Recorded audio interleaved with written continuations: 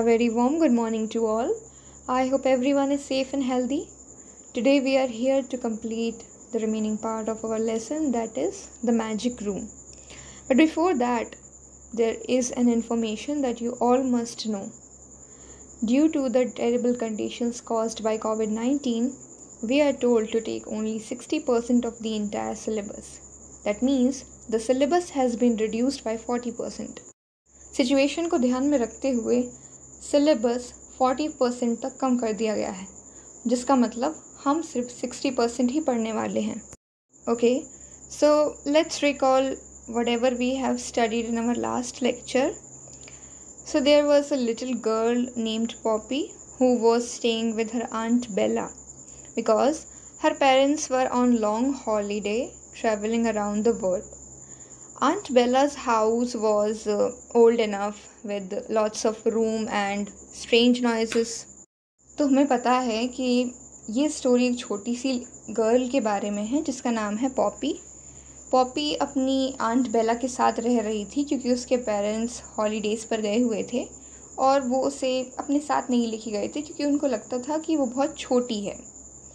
तो आंट बेला का घर काफ़ी पुराना था जिसमें बहुत सारे रूम थे और बहुत अजीब सी आवाज़ें आती थी उसमें से. One day Poppy was all alone because Aunt Bella was out for shopping. It was the third week of the holidays and it had rained throughout. By now, Poppy knew all parts of the house including garden, living room, dining room and kitchen.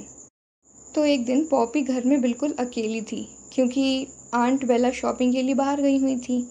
उसकी holidays का third week चल रहा था और बारिश नहीं रुक रही थी.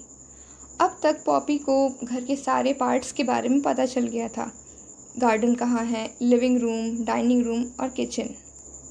Their bedrooms were upstairs. Bedroom ऊपर थे. So what happens? She enters in a strange room. वो अलग से कमरे में एंटर करती है. If you still remember, the room was full of magic. उस रूम में बहुत ज़्यादा मैजिक था. The walls were changing colors. जो दीवारें थीं वो कलर चेंज कर रही थीं. The flying furniture, table, chair, sofa सब उड़ रहे थे. उनमें से एक टेबल और चेयर थी जो नहीं उड़ रही थी, ज़्यादा मूव नहीं कर रही थी. तो पॉपी वहाँ जाके बैठ जाती है जहाँ पर अचानक से बहुत सारी स्वीट्स आ जाती हैं. पॉपी उनमें से कुछ टेस्ट करती है जो बहुत डिलीशियस लगता है उसे. तभी उसे वहाँ पे गोल्डन लैम्प भी दिखाई देता है.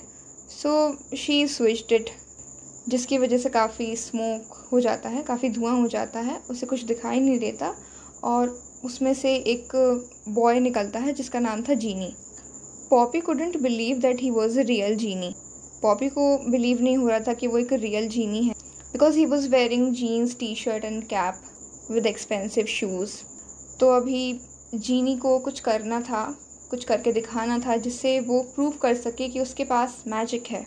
So he uttered a sort of spell. तो उसने एक मंत्र पढ़ा. And then suddenly Poppy was in the air. She was flying very fast around the room. तो जैसे ही उसने वो स्पेल पढ़ा, पॉपी हवा में उड़ने लगी. Then she shouted, "Okay, okay, I believe you. Get me down." तो पॉपी ने कहा, ठीक है, मुझे बिलीव हो गया कि तुम्हारे पास मैजिक है और तुम एक रियल जीनी हो, अब मुझे नीचे उतारो. तो जीनी ने पॉपी को आराम से नीचे उतारा. Then जीनी asked, उसने पूछा, What's your problem? I will fulfill your wishes. तुम्हारी क्या प्रॉब्लम है? मैं तुम्हारी विशेस को पूरा कर सकता हूँ. Poppy replied, I haven't got any problems. Poppy ने रिप्लाई किया कि मेरी कोई प्रॉब्लम्स नहीं है. Then she sat on the floating sofa and told Genie how lonely she was. तभी क्या होता है, वो दोनों एक फ्लाइंग या फ्लोटिंग सोफ़ा पे बैठ जाते हैं, वो उड़ने लगता है. तो पॉपी बताती है उसे कि वो कितना लोनली फील कर रही है. She also told him about not having friends. उसने ये भी बताया कि उसकी कोई फ्रेंड्स नहीं हैं. So while she was explaining her story, genie muttered some strange words in between.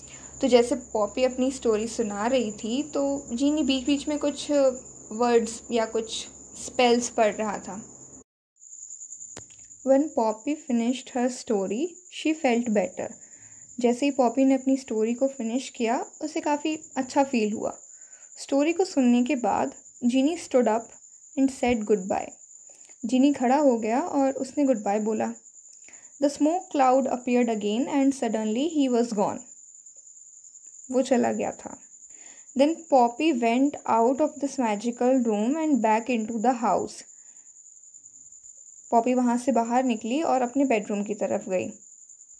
She looked out of her bedroom window. The sun was shining bright.